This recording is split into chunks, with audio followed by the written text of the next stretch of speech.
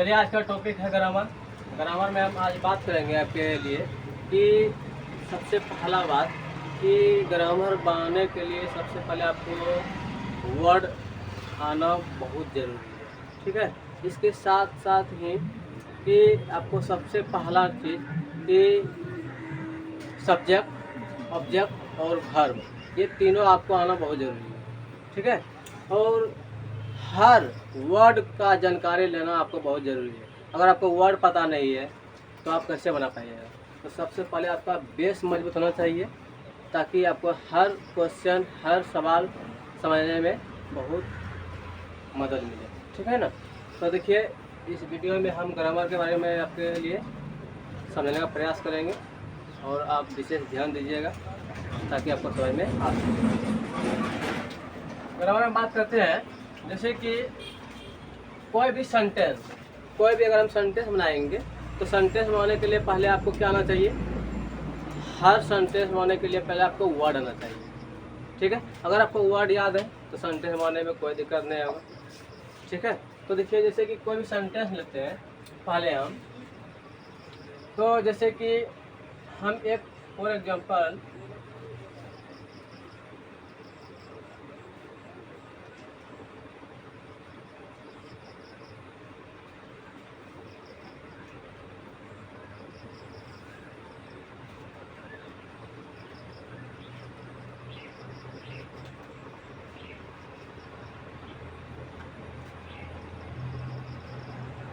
Ram eats a mango, एक sentence मैंने लिया है, तो इसको सबसे पहले लिखिए कि राम ईट्स ए मैंगो।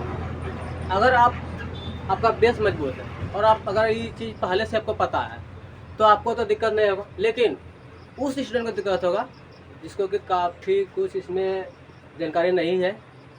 यहाँ तक कि उसको पहले इसमें राम कैसे आया, ईट्स कैसे आया, ए कैसे आया और मैंगो कैसे आया, तो यहाँ तक उसको भी पता नहीं है। तो इसके लिए ये वीडियो जो है ना काफ़ी फ़ायदेमंद होने वाले है। ठीक है, और उसको काफ़ी इसमें समझ में भी आएगा। ठीक है, जैसे कि हम अगर देख ले तो Ram eats a mango.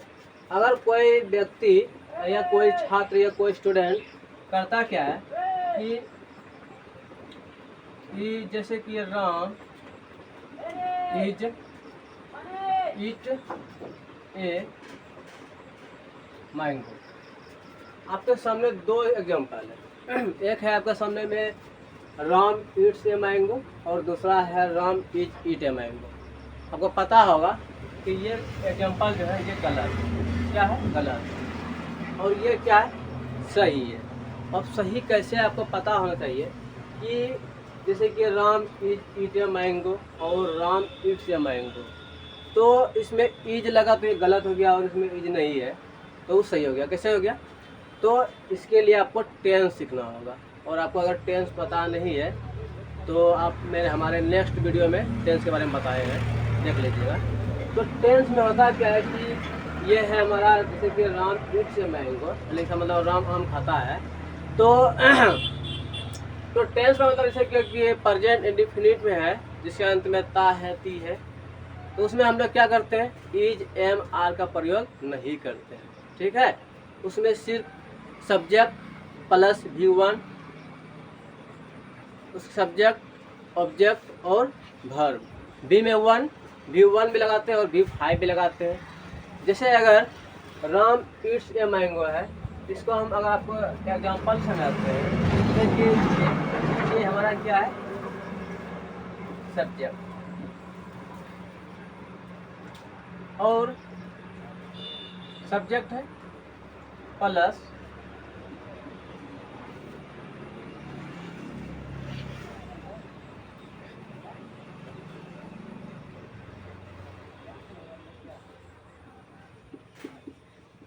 Object. Subject, object और क्या है, सब्जेक्ट, वर्ब और क्या है, ऑब्जेक्ट है। इसमें अगर हम Ram eats a mango sentence में हम देखें तो इसमें सब्जेक्ट में कौन है, हमारा जो सब्जेक्ट पहले देखिए, समझिए सब्जेक्ट पहले बोलता है किसको, पहले उसको समझिए। पहले सब्जेक्ट मतलब होता है कर्ता, जो कि काम करता है। ठीक है, उसका वर्ब बोलते हैं क्रिया मतलब वो कौन सा काम करने जा रहा है।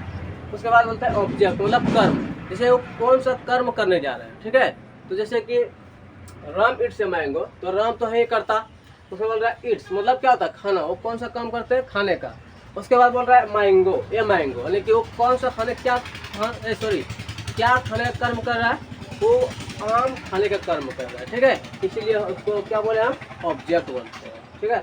अगर ये आपको पता है तो आपको ये समझने में दिक्कत नहीं होगा। तो सब्जेक्ट को हिंदी हम लोग क्या बोलते हैं बाबू, कर्ता बोलते हैं, ठीक है। प्लस और वर्ब को हम लोग क्या बोलते हैं बाबू, क्रिया बोलते हैं। प्लस ऑब्जेक्ट हम लोग क्या बोलते हैं बाबू, कर्म बोलते हैं। अगर ये चीज़ आपको समझ में आ जाता है तो आपको कोई दिक्कत नहीं होगा, समझे। इसको हम बहुत शॉर्ट तरीका समझने का प्रयास कर रहे हैं कि आपको जल्द से जल्द एकदम दिमाग में सेट हो सके। ये नहीं कि हम अगर बहुत लंबा वीडियो कर दे, बहुत बड़ा लंबा चौड़ा कर दे, एकदम जो मन से अगर हम बड़ा पढ़ा दे सिखा दे, दिमाग में कोई फिट हो ही ना रहा है तो उसमें तो आपके कभी नहीं होगा, काफ़ी दिक्कत होता है। नहीं, हम प्रयास किए एकदम छोटा से छोटा एकदम सेंटेंस में बना करके आपको जल्द से जल्द दिमाग में एकदम फिट हो सके, ठीक है। तो देखिए सब्जेक्ट में जैसे हम आपको बोले अभी हम स्ट्रक्चर में, स्ट्रक्चर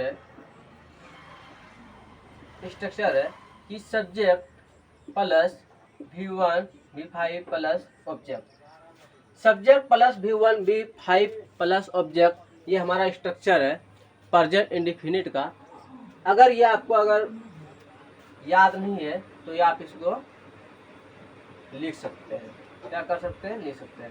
इसको मैंने हाईलाइट कर दिया, ठीक है। इसको आप कॉपी में बता सकते हैं। बाकी जैसे कि अब चलते हैं थोड़ा सा कि वर्ड के बारे में। वर्ड आपको जरूरी क्यों है कि देखिए वर्ड से ही सेंटेंस बनता है वो, ठीक है। और अगर आपको वर्ड नहीं आता है तो सेंटेंस आपसे नहीं बन पाएगा। और अगर आपका इंग्लिश अगर कमज़ोर है तो सबसे पहला चीज़ वर्ड ही है। अगर आप डेली प्रैक्टिस करते हैं, डेली वर्ड याद करते हैं तो आपका इंग्लिश मजबूत हो सकता है, ठीक है ना। जैसे कि अभी देखिए तो इसी प्रेजेंट इंडेफिनिट के अंतर्गत एक क्वेश्चन है कि हिंदी में मैं लिख देता हूँ, ठीक है। कि जैसे कि गाय दूध देती, गाय दूध देती। तो देखिए ये सबसे पहले नंबर तो ये तो हिंदी है, ठीक है। अब इसमें आपको पता लगाना है कि सब्जेक्ट V1 और V5 प्लस ऑब्जेक्ट कौन है और इसका कैसे हम उपयोग करें, कैसे इसको बनाएं। तो आपके ऊपर में देखिए दिया हुआ है S plus V1 V5 plus object. तो इसमें सबसे पहले सब्जेक्ट मतलब कर्ता कौन है, तो देखिए कर्ता हम क्या बोले थे, जो कि कर्म कर रहा है, जो करता है, जो कि कर्म है, जो कि काम करता है। तो सब्जेक्ट हमारा गाय है तो इसको हम लोग क्या लिख सकते हैं, का। एस मांग रहे हैं ना, इसको अगर आप देख लेते हैं तो ये संतर्गम जैसे कि गाय, इसको आप का लिख सकते हैं। उसके बाद V1 V5 में तो वर्ब कौन है इसमें, देती, तो हम क्या लिख सकते हैं, का गिव्स, उसके बाद मिल, का गिव्स मिल, ठीक है। अब देखिए यहाँ पे आप लोग देखिए इसमें ध्यान दीजिएगा, इसमें हम एस लगाए हैं और एस हम कहाँ लगाए हैं तो उसमें बता देंगे। जैसे कि हमारा कोई भी क्वेश्चन जैसे है तो जैसे कि थर्ड पर्सन या सिंगुलर में है तो उसमें हम एस या एस लगाते हैं। जैसे कि देखिए कि अगर हमारे क्वेश्चन में आगे में ही रहे, सी रहे, ईट रहे, काव रहे, पटना रहे,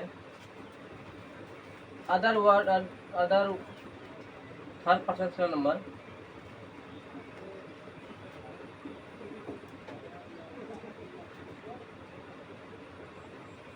थर्ड पर्सन नंबर में रहे तो हम लोग क्या करते हैं, एस या एस जोड़ते हैं। क्या करते हैं, एस या एस जोड़ते हैं, ठीक है। तो इसमें सबको पता चल गया।